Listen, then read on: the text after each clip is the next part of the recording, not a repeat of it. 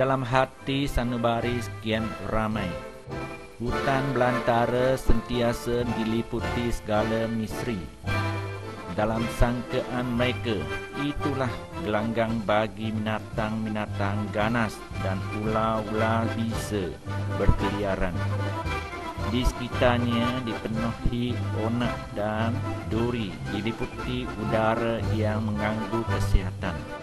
Seolah-olahnya hutan bagaikan dunia gelap gelita yang menggerikan, bukanlah tempat untuk manusia hidup. Namun, bagaimanapun, selepas menonton filem video ini, secara terkejut anda akan menyedari begitu indah bermanya hutan tropika ini. Ia begitu mempesonakan. Gunung Kanang securam tersekan tinggi megah, pepohonan mencakar langit, air terjun mencurah-curah dari lata yang tinggi. Terdapat juga flora fauna beraneka ragam dan pelbagai ungkas binatang. Terdapat pula sungai-sungai besar berkelora yang terjantung dari anak-anak sungai. Ada yang lebih menakjubkan anda. Di dalam hutan belantara inilah gelanggang tentera rakyat bergerak cergas demi untuk cita-cita luhur dan usaha adil umat manusia. Mereka sanggup meninggalkan segala kepentingan pribadi, berjuang dan bersusah payah selama berpuluh-puluh tahun di dalam hutan.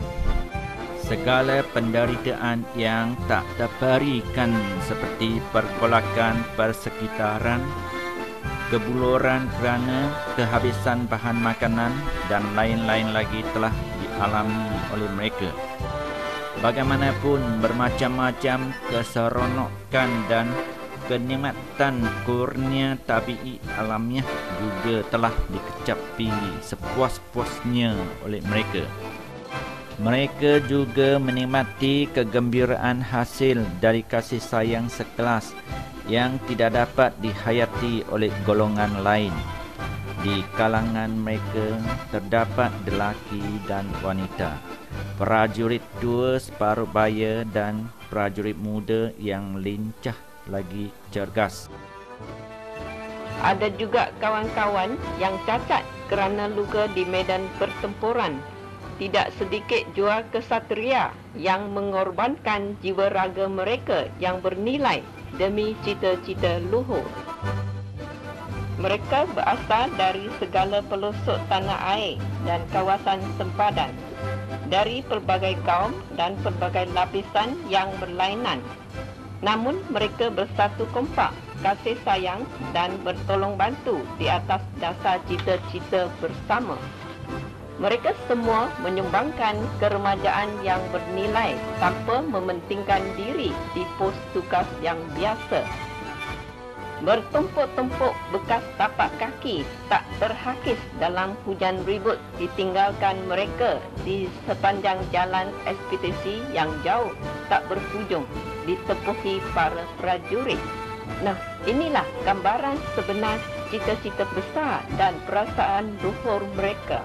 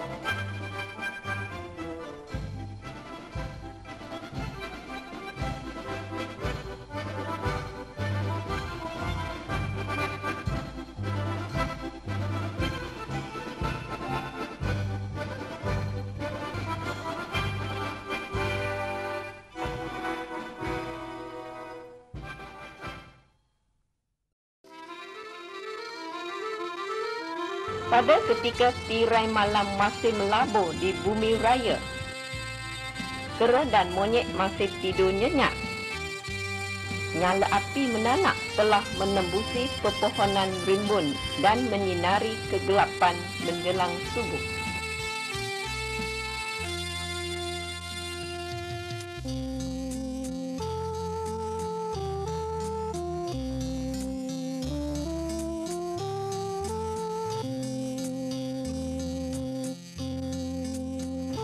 Barangkali sukar dibayangi mereka yang hidup di bandaraya. Bagaimanakah rumah-rumah yang sederhana tapi selesa itu boleh dibina dengan kain plastik dan bilah-bilah bulu? Dalam masa berperang, parit dan kubur pertahanan sudah mesti dilengkapi.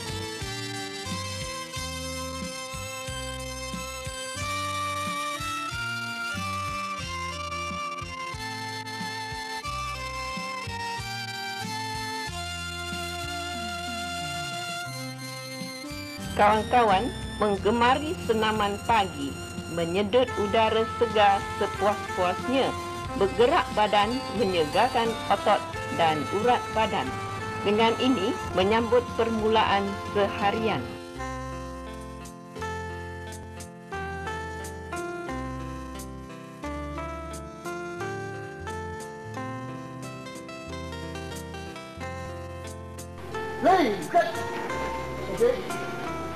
Perbarisan dan panggil nama adalah aktiviti asas seharian bagi pasukan.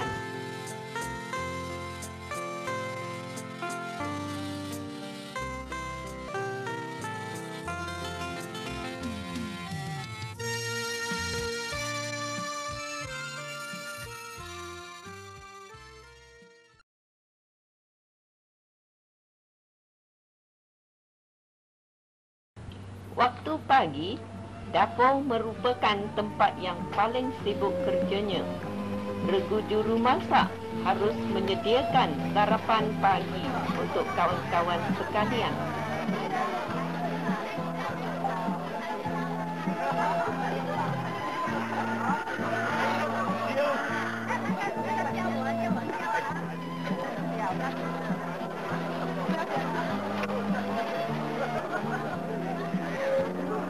Makan minum dalam pasukan gerila dibahagikan dengan kaedah mencatu. Lepas sarapan pagi, dengan kencang kawan-kawan dalam pelbagai bahagian menjalankan tugas masing-masing yang diatur oleh markas pemerintah.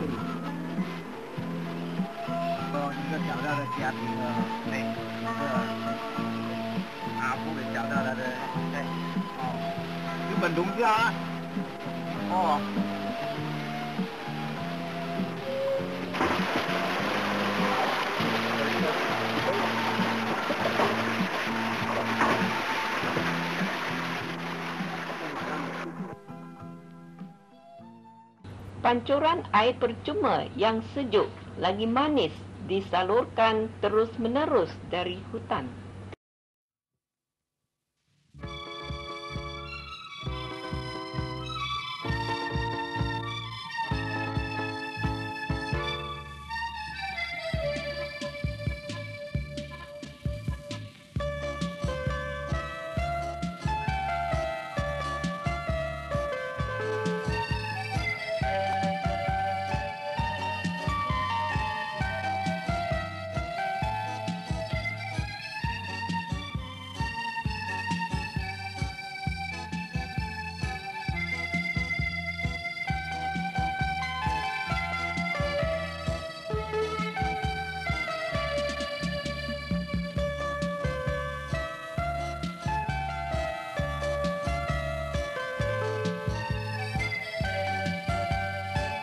Dalam bilik mandi pasukan besar, biasanya pancuran air boleh digunakan sebanyak mana yang dikehendaki.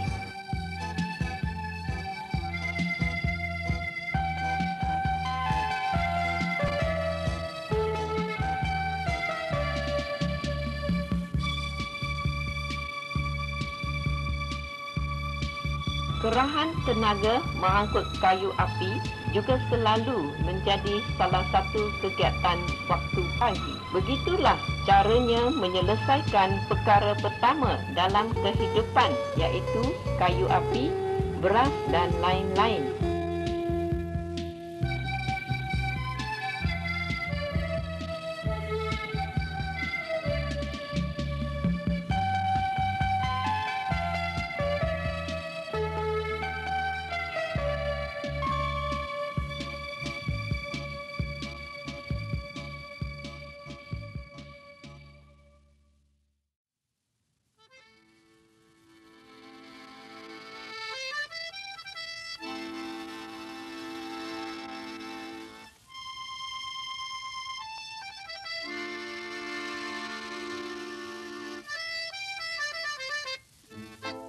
Wah, siapa tersangka? Banyaknya motosikal dan basikal terletak di dalam hutan. Inilah kenderaan pengangkutan yang penting bagi pasukan.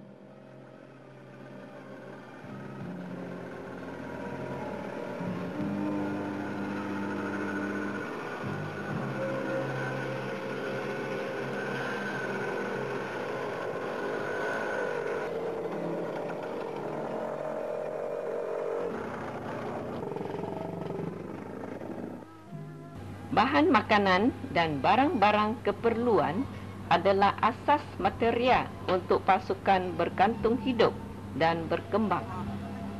Jika tanpa sokongan tulus ikhlas dari rakyat, akan mustahil pasukan memperoleh kebekalan secara normal dalam jangka panjang.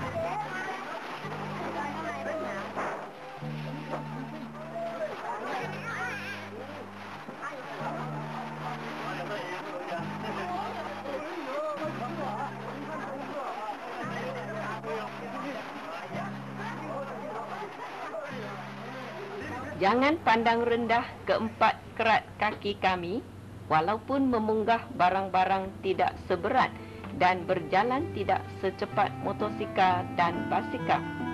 Namun, tetap boleh memunggah barang berlongkok-longkok ke puncak gunung yang curam lagi tinggi.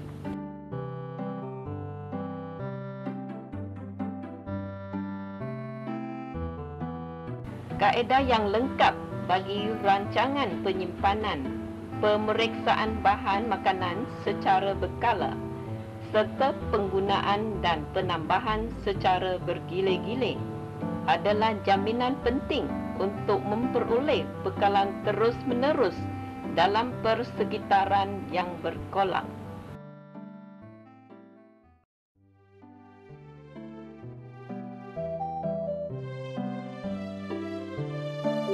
Tahukah anda berapa lama beras dalam tong itu dikampus di dalam tanah dengan kaedah menggunakan dama yang telah diproses untuk menutup tong sampai amat rapi? Itulah kawan-kawan mengambus bahan makanan di bawah tanah selama 10 hingga 20 tahun dan akan diambil untuk kegunaan pada waktu kekurangan bahan makanan. Barangkali sukar dipercayai, tetapi hakikatnya ialah simpanan bekalan utama seperti beras, minyak, garam, gula, ubat-ubatan, kain, kasut dan sebagainya yang dikambus di bawah tanah itu cukup untuk membekalkan seluruh tentera gerila selama 7 hingga 10 tahun.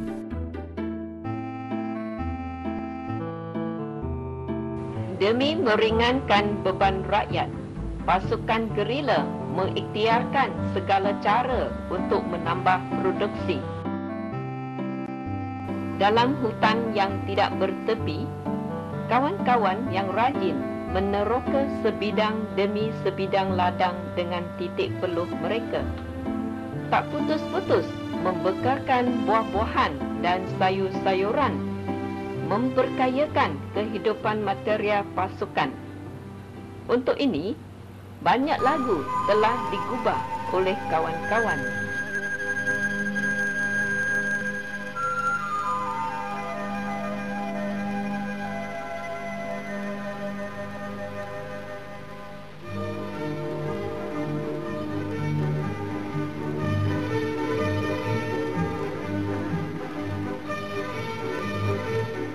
Di samping itu, kami pula mengambil makanan dari sungai-sungai besar di dalam hutan. Betapa indah permainya pemandangan di tepi sungai, dan ikan-ikan dalam sungai sentiasa menjadi lauk enak bagi kawan-kawan. Mengebom ikan dan merenjat ikan dengan jana kuasa ketika diperbolehkan oleh keadaan adalah kegiatan yang digemari ramai prajurit.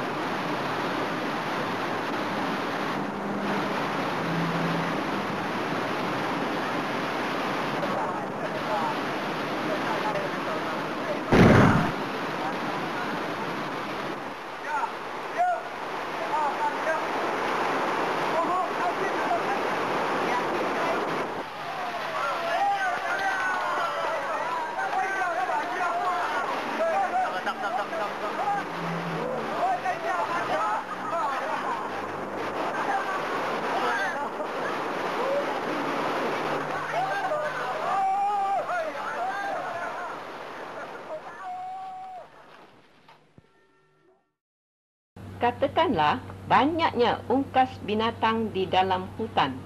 Namun, bukanlah mudah dapat memburunya, melainkan kawan-kawan bersusah payah dan bertitik peluh untuk memperoleh buruan.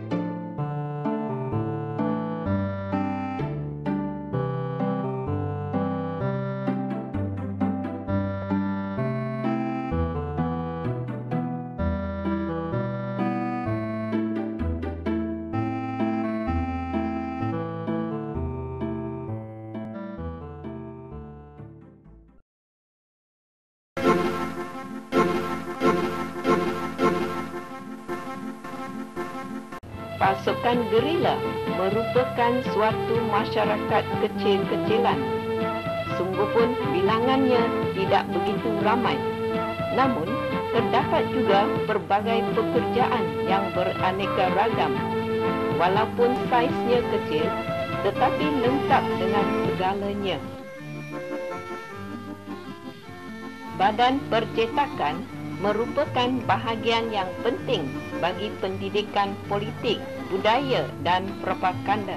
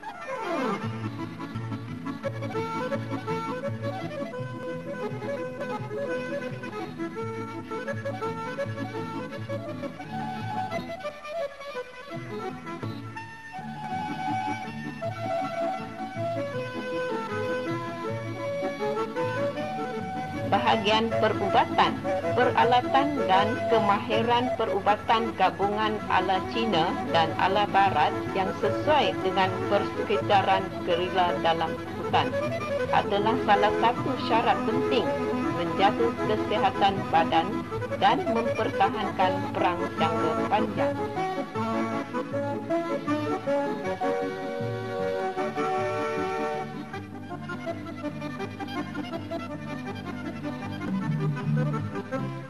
Taraf profesional bahagian pergigian pasukan agak termasyhur juga di desa dan bandar selatan Thailand.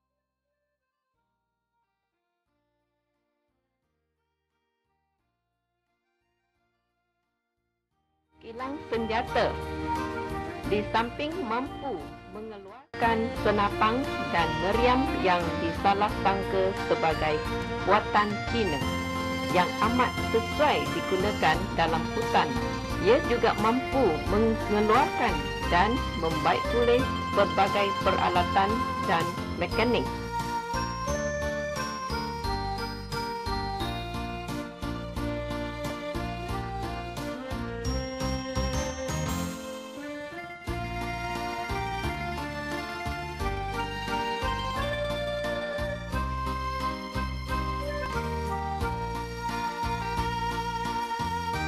Kedua-dua pejuang internasionalis iaitu kawan Jepun Tanaka Kiyoaki dan Hiroshimoto Shigeyuki telah memberi sumbangan cemerlang kepada bahagian alat senjata pasukan.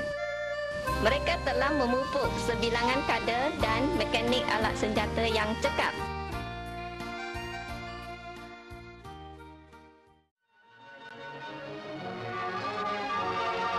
Unit-unit wireless dari bahagian wireless yang bertaburan di pelbagai tempat dalam negeri menerusi teknik perhubungan kawat yang maju dapat menjamin badan pimpinan melaksanakan pimpinan dan arahan tunggal.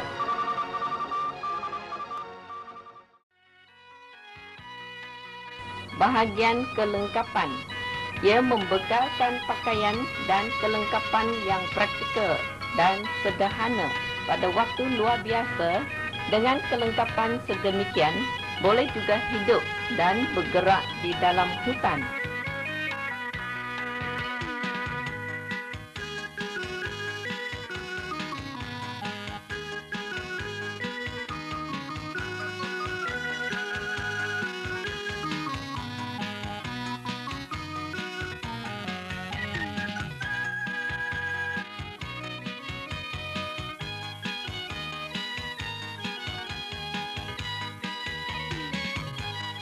Siapa tersangka setelah diproses, paip plastik yang bergulung-gulung itu telah berubah menjadi kelengkapan tentera yang dipakai oleh prajurit.